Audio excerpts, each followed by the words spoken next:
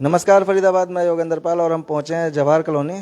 और कल का मामला है, कल देर रात मारपीट का मामला है। आज हम वहां पहुंचे हैं, परिवार के लोग हमारे साथ हैं। आप देख सकते हैं क्या हुआ था, क्या है मामला, वो पूरा जानेंगे और किसने मारपीट की, क्यों की, वो भी जानेंगे। क्या नाम है आपका? जी मेरा नाम प्रियंका भारद्वाज है। जी प्रियंका जी, क्या हुआ था? कल मेरा भाई आया था, मौसी का लड़का घर पर आया, धमकी। पहली बात तो मेरे पति को फोन किया, फोन करके कहता है आप कहाँ पर हो, तो उन्होंने कहा था मैं तो नोएडा पर हूँ कि सर कि मुझे जीजा जी कार्ड देना है। इन्होंने ये कहा था कि भाई तू कार्ड दे दे, व्हाट्सएप भेज दे मेरे लिए, क्यों मैं घर पे तो हूँ नहीं, मैं नोएडा हूँ। तो फिर कोई बात नहीं, उसका फोन कट गया। उसने ना तो कोई कार्ड भेजा ना कुछ। रात को 9 बजे घर पे आता है, आके गली में हल्ला करता है, लड़ाई झगड़ा करता है और घर में आके धमकी दे के जाता है कि तूने झूठ क्यों बोला।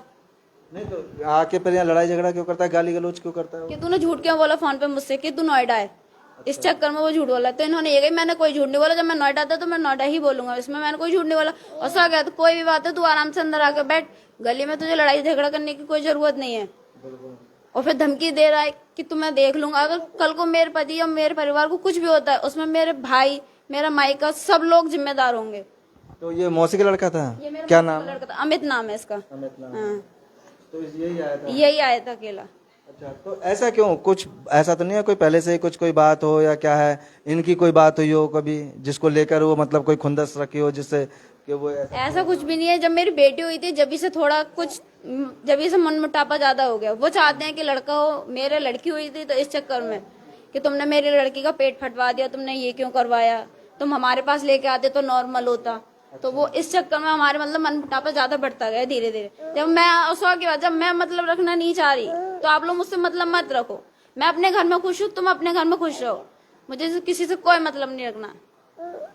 हाँ सही बात है। तो फरीदाबाद आप देख सकते हैं कि किस तरह से आज तक आपने सुना होगा कि बहू ने ससुराल पर आरोप लगाए होंगे, ससुराल वालों पर आरोप लगाए होंगे कि उसकी सास मारती है, तंग करती है, ससुर तंग करता है, या उसके घर में पति और ननद जो भी हैं वो परेशान करते हैं। लेकिन यहाँ जो मामला है वो पूरा उसका उल्टा है, विपरीत है। यहाँ लड़की को, लड़की के घर वाले मतलब मायके वाले, माँ बाप और भाई परेशान कर रहे हैं और यहाँ घर पर आकर हंगामा करते हैं, गाली गलौज भी करते हैं। जी क्या नाम माता जी? मेरा नाम सुनीता। जी सुनीता जी, क्या हुआ था, ये क्यों ऐसा कर रहे हैं? ये पता नहीं लोग 3 साल, चौथी साल 2 तारीख को लग जाएगी। पता नहीं ये लोग क्या चाहते हैं क्या नहीं चाहते। झूठ सच बोलते हैं। कभी दहेज के लिए हुआ, किसी चीज का। मैं दहेज किसके लिए लूंगी? मुझे दहेज की क्या जरूरत है ये बता दो। अच्छा, वो ये बोलते हैं कि मतलब आप लोग दहेज मांगते हैं? हम दहेज मांगते हैं। मैं किसके लिए? मेरा कोई बेटा नहीं, कोई मेरी बेटी नहीं, मेरी ये बेटी है, एक ही बेटा है। मैंने कभी कुछ मांग जांच नहीं करी। लॉकडाउन में शादी हुई है, अच्छी खासी मेरी बहू रह रही है। मेरी बेटी नहीं, बेटी है, बहू नहीं है ये मेरी।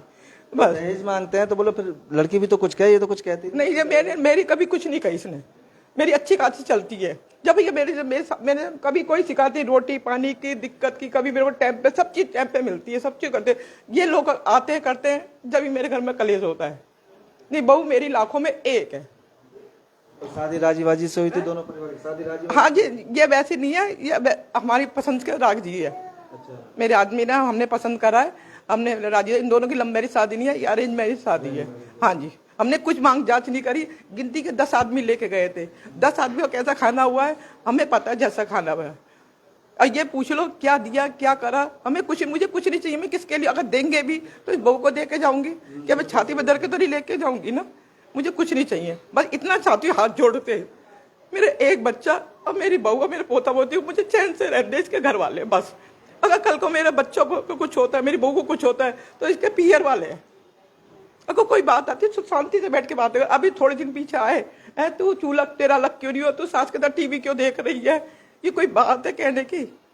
तेरे तूने अलग क्यों नहीं हुई? इसकी माँ कहती है, अभी 2-3 महीने पहले आई थी, खूब लड़के झगड़ के गए इसके माँ आके, क्या सुन के गए। जब भी इन्होंने कहती, इसने कहती तुम्हें आने की जरूरत नहीं। 10 बार मना कर चुकी अपने पियर वालों से, फिर भी ये कहती है नहीं आ जाते, 2 महीने रुकते फिर भी आ जाती है। 10 बार ये डांट चुकी अपने पियर वालों को। रात भी 2 दिन पहले, 5-6 दिन पहले भी ये लड़का आया था, इसका मौसी का लड़का, फिर भी कहती भैया मैं किसी से राजी नहीं, मेरे में कोई नहीं है। नहीं, फिर भी आ गया। अगर कार्ड देना है तो राजी राजी आना। कोई तो गिला सिकवा है, अंदर बैठ के बात कर, दरवाजा तोड़ क्यों रहा है तू? और बदतमीजी गाली बुकता ही दे रहा, लौंडा को उल्टा सुल्टा बोल रहा है, बक रहा है, मार दूंगा तुझे कर दूंगा। अगर चलते बीच मेरे बच्चे को कुछ होता है, एक ही लड़का है, तो भैया मेरे लड़के के ससुराल वाले वो सारे जने हैं, सारे जने जो कासगंज से जुड़े हुए हैं, कासगंज से जुड़े, जो उनका साथ दे रहे। मुकेश का, इसका बाप का नाम मुकेश है, इसके भाई का नाम लोकेश है, छोटे का नाम आकाश है, और क्या नाम है जो कल आया उसका नाम अमित है। हाँ, मौसी का लड़का। इसके भाई नहीं आते, इसका मौसी का लड़का आता है, वो खुद नहीं आते, उसे भेजते हैं यहाँ पे आके। और कल उनने पी रखी थी, ड्रिंक कर रखी थी, ड्रिंक कर रखी थी। वो तो गली वाले थे, बल्कि जब तेरी बहन राजी नहीं है तो तू आया काहे को, जब तेरी बहन मना कर रही है तो। इसको भी कह रहा तेरे मुंह पे थप्पड़ मारूंगा खींच के, ज्यादा बोली तो। पता ससुराल में भाइयों को अच्छा लगता है बहन को मानना, ये कहाँ की रीत है, मुझे नहीं समझ में नहीं आता भैया। मारने वाला मुझे कैसे मार समझ में नहीं आता। आदमी पे तो कहते हैं चल कोई बात होती है, थोड़ा बहुत कुछ कैसे न होती है, भैया किसके मारते हैं ससुराल में आके बहन को।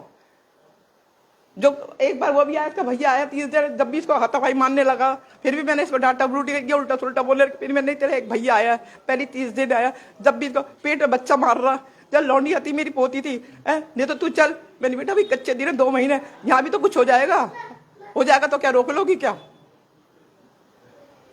सर इशू कुछ नहीं है जी। सर, मेरा नाम अमन भारद्वाज है, मैं प्रियंका का हस्बैंड हूँ। मेरी शादी 2 मई 2021 को हुई थी कासगंज से। ठीक है सर, इशू कुछ नहीं है, इशू सब एक ही है कि ये चाहते हैं कि जो ये है लोकेश, जो भाई है, जो इसका भाई है सगा, वो ये चाहता है कि उसने अपने घर में दबदबा बना रखा है, वो उसने रिश्तेदारी में दबाना, तो वो सोचता है कि मैं भी इसको दबाऊं। सर मैं अभी बताऊं, मैं ज़्यादा पुरानी सितंबर की बात बताता हूँ।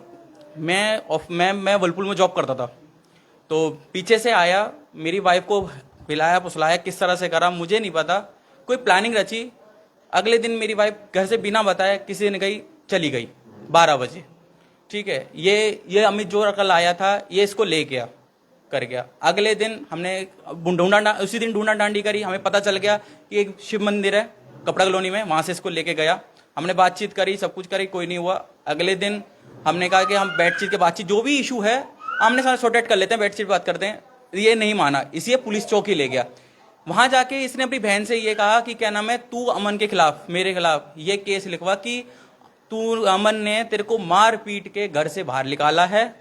ठीक है, तेरे को दहेज मांगता है, तुझे रोटी नहीं, तेरे को टॉर्चर करता है, एक्स्ट्रा काफी करे।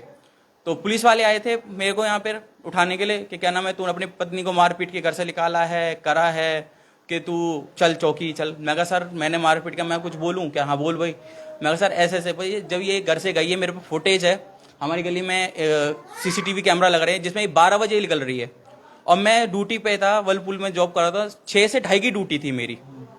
ठीक है सर, और आपको पता है वलपुल एक इंटरनेशनल कंपनी है, वहाँ सिक्योरिटी गार्ड है, पंचिंग मशीन है, CCTV कैमरा है, कोई ऐसे तो निकलने देगा नहीं 12 बजे घर से। मैं कहा सर मैंने इसको कम मार पीट के निकाला है। इतने में स्टेटमेंट इसके फादर ने चेंज कर दी कि नहीं नहीं, मैं इसके हस्बैंड ने नहीं, मेरे जमाई ने नहीं, मेरी जमाई की माँ ने मारा। अच्छा। स्टेटमेंट चेंज हो गई। फिर कह रहे चलो चौकी में चलेंगे, चौकी में बातचीत होने लग गई। हम कहने लगे चल जो भी कोई बात है सॉर्ट आउट हो जाएगी बातचीत। तो इसका भाई लोकेश कहने लगा नहीं होएगी, अलग रहेगी ये, तुम्हारे साथ नहीं रहेगी ये, बहुत तुमने वो कर लिया अत्याचार, इससे बात नहीं करने दे रहे। फिर मैंने पुलिस वाले से बात कही, मैं कहा सर ऐसे कोई बात है, हमें बात करने दो इनसे। कि ये पुलिस वाले, जब पुलिस वाले ने उसको झाड़ा था तब कहा था, तब भी मैंने ये कहा था। इसके कान में कहने लग गया, हमने इसका प्यार का नाम बबीता रख रखा है, हम प्यार से इसे बबीता बुलाते हैं। तो बबीता के कान में प्यार से बोल लगा, बबीता इससे बात मत करियो, ये अगर तूने इससे बात करी ना तो सोच लियो तू। फिर तो मैंने देख लिया, मैंने छोड़ते गई। मगर सर ये है इंसान, मेरा घर बर्बाद करने वाला, जो मेरे घर का बर्बाद कर रहा है। हमारी मियाँ बीवी की बात है, ये तीसरा बंदा क्यों बोल रहा है, मेरे घर में आग लगाने वाला और कोई नहीं है, ये शख्स है। तो इतने में वो बिलबिला गया, उसकी ईगो हर्ट हो गया। और जब से ही वो हम इसने एक टारगेट बना रखा है हम लोगों को। फिर कोई बात के लिए फोन करते हैं, इतनी बदतमीजी। सर मैं रिकॉर्डिंग कैंसिल कर दी, मेरा फोन चेंज हो गया।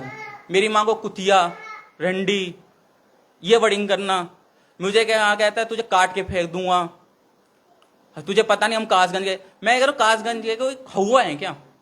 नहीं, गवर्नमेंट से वो अपना आपको ये समझता, सॉरी वो अपना आपको गवर्नमेंट समझ, गवर्नमेंट कुछ नहीं है मेरे सामने, पुलिस वाले कुछ नहीं है। वो क्या कहता है मैं सर ताकतमंद हूं। उसको सर इशू ये है, कोई नहीं है, उसको आगे ये है कि उसकी बहन यहां खुश क्यों है। जब उसकी बहन ने ये कह दिया मेरा रिश्ता तुमसे नहीं है, मुझे तुमसे कोई लेना देना नहीं है, तो वो क्यों मौसी के लड़के को, क्यों किसी और को, या यहाँ क्यों कर रहे हैं?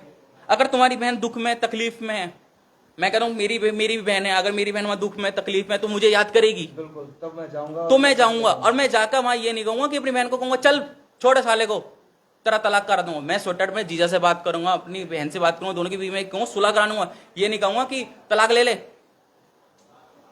ये कर ले। बिल्कुल सही बात है। और सबसे पहली बात तो ये है कि ये समझ नहीं आ रहा कि प्रियंका जी से आपको कोई परेशानी है? नहीं, मुझे कोई परेशानी नहीं है। ये परेशान करते हो, कहीं मारते तोड़ते हो, या कोई डरा धमका रखा हो? ऐसा कुछ भी नहीं है। मैं अपने घर में बहुत खुश हूँ।